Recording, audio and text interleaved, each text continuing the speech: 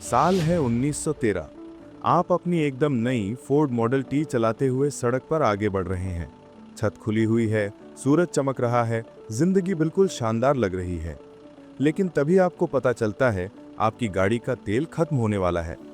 खुशकिस्मती से दुनिया का पहला गैस स्टेशन बस कोने के ठीक पास ही खुला है। आप वहां पहुंचते हैं और कुछ ही सेकंड में टैंक भर जाता है।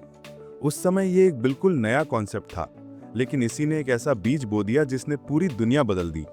कारों का बाजार अचानक फट पड़ा और जल्द ही पूरे देश में 1.5 लाख से भी ज्यादा गैस स्टेशन बन गए, जिसने लोगों को ऐसी आजादी दी जिसकी उन्होंने कभी कल्पना भी नहीं की थी।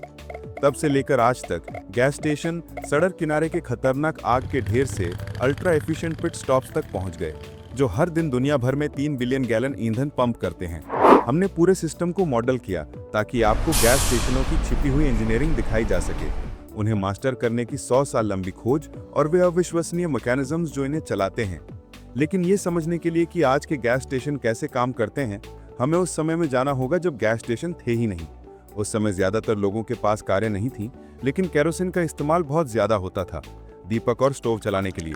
उसे लेने के लिए लोग हार्डवेयर स्टोर जाते, जहां कर्मचारी केरोसिन को सीधे कैन में भर देता था और ग्राहक उसे घर ले जाते थे।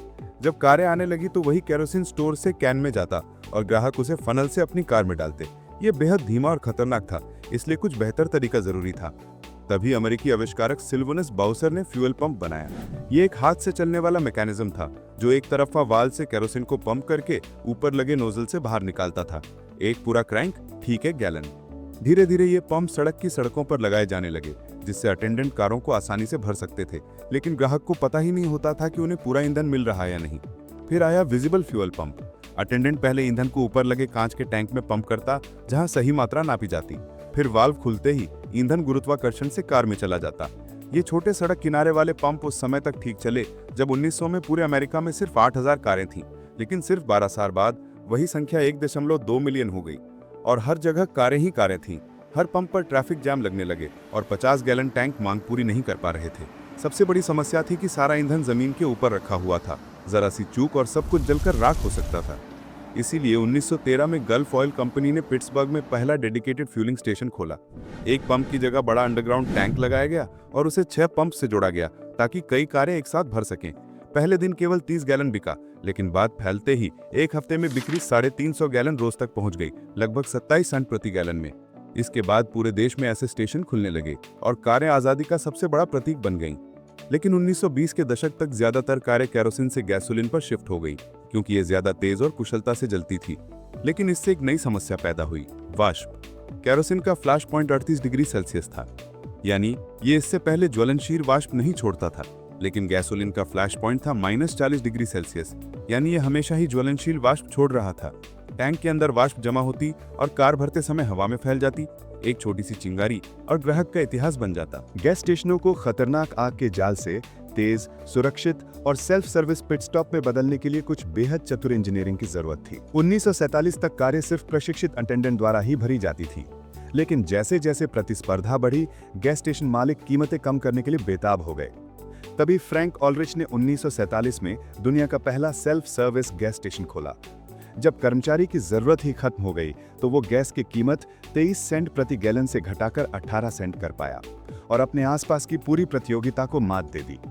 लेकिन ग्राहकों को खुद गैसोलीन संभालने देना लोगों को बेहद खतरनाक लगा, इसलिए सेल्फ सर्विस स्टेशन लगभग पूरे देश में बैन कर दिए गए। सबसे बड़ी दिक्कत थी, ग्राहकों को पता ही नहीं चलता था कि उनकी कार का टैंक भर कब गया है, जिससे गैसोलीन अक्सर बाहर छलककर पूरे स्टेशन में फैल जाता था। इसी समय इंजीनियरों ने बनाया ऑटोमेटिक शट ऑफ वाल्व।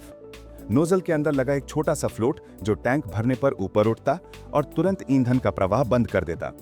लेकिन जमीन के नीचे अब भी एक बड़ी समस्या छिपी थी। विशाल अंडरग्राउंड टैंकों के अंदर गैसोलीन की वाष्प जमा होकर एक ज्वलनशील गैस की परत बना देती थी। जब भी ट्रक टैंक भरने आता, ये वाष्प बाहर धकेली जाती और चारों ओर एक भयंकर आग का खतरा पैदा कर देती। इसके अलावा स्टील के टैंक धीरे धीरे जंग खाते और जमीन में गैसोलीन रिसने लगता। आज के जमाने में underground gas tank fibre glass के बने होते हैं और इनमें दर्जनों छिपी हुई इंजीनियरिंग तकनीकें होती हैं जो इन्हें बेहद सुरक्षित बनाती हैं। ये सब कैसे काम करता है? हर कुछ दिनों में जब ट्रक टैंक भरने आता है, वो सतह पर लगे एक वाल्व से जुड़ता है और गैसोलीन टैंक के अंदर बहना शुरू हो जाता है। जब टैंक का स्तर लगभग 95% तक पहुंचता है तो एक फ्लैपर वाल्व ऊपर की ओर पलट जाता है और प्रवाह रोक देता है ताकि टैंक कभी ओवरफिल ना हो। वाष्प का ध्यान रखने के लिए ट्रक टैंक के ऊपर लगे दूसरे वाल्व से भी जुड़ता है।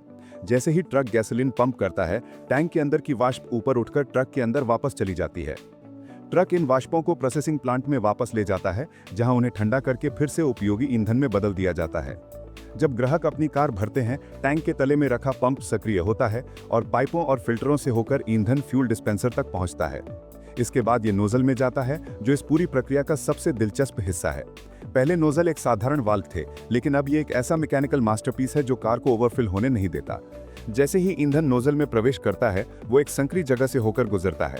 इसके आसपास बने छोटे छेद एक पतली पाइप से जुड़े होते हैं जो नोजल के सिरे तक जाते हैं, और इसी आसपास की पतली पाइप से हवा अंदर खींचती है। एक दूसरी पतली पाइप इस हवा को एक सील किए हुए चेंबर तक ले जाती है, जहां पर एक छोटी सी झिल्ली यानी मेम्ब्रेन लगी होती है।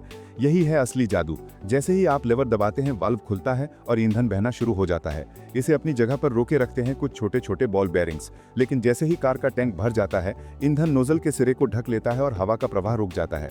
अब हवा के अंदर जाने का एकमात्र दूसरा रास्ता सील किया हुआ है। इसलिए सिस्टम में नेगेटिव प्रेशर बनता है जो सील चेंबर से हवा खींच लेता है, मेम्ब्रेन को ऊपर उठाता है और बॉल बेरिंग्स गिर जाते हैं। पूरा लिवर सिस्टम ढह जाता है और ईंधन का प्रवाह तुरंत बंद हो जाता है। 70s के बाद कारें अधिक कुशल हो गईं और कम बार भरने की जरूरत पड़ती थी, इसलिए गैस स्टेशन की संख्या घटने लगी।